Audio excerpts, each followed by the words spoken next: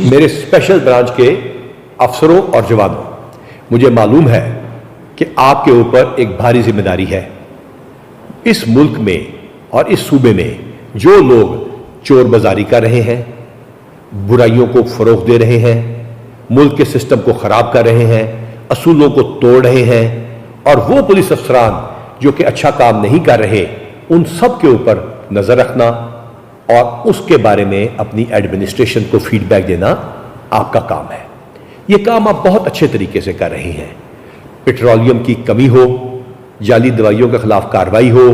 Urea کی ذخیرہ اندوزی ہو، گندم اور آٹے کا جعلی بحران بنایا گیا ہو، وہ ملیں جو بلیک کرنے میں اہم کردار ادا کرتی ہیں ان کی سرکوبی ہو، یہ تمام کام آپ بہت اچھی طرح کر رہے ہیں۔ مجھے یہ بھی معلوم ہے کہ آپ کے پاس اتنے ریسورسز نہیں جتنے ہونے چاہیے، لیکن آپ کی ایڈمنسٹریشن، یہ پورا محکمہ، یہ حکومت، یہ تمام آپ پہ ڈیپینڈنٹ ہیں۔ انہیں آپ سے بہترین رپورٹیں چاہیے، چاہے وہ قبضہ گروپ ہوں، چاہے وہ شوٹرز ہوں، چاہے وہ پروکلیم افینڈرز ہوں، اور وہ تمام سروس ڈیلیوری کے ایریاز ہوں جس میں پاکستان کے عوام کو بہتر زندگی مل سکے۔ سروس ڈیلیوری کے ایریاز میں اگر آپ دیکھیں گے تو آپ کو پتا چلے گا کہ کسی کھمبے کے اوپر اگر روشنی نہیں ہے تو یہ کام جس ادارے کا ہے آپ نے اس میں اس ادارے کی بھی مدد کرنی ہے اور اس کو پوائنٹ آؤٹ کر کے حکومت کی بھی مدد کرنی ہے۔ چاہے وہ کتے بچوں کو کاٹتے ہوں، چاہے وہ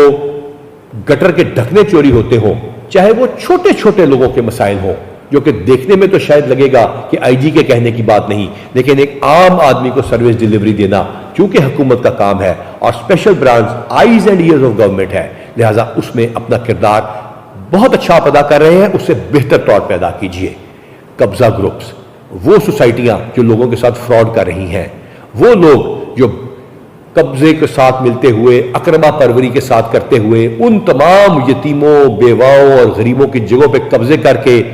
ایسا کام کر رہے ہیں کہ عام آدمی ان کا مقابلہ نہیں کر سکتا،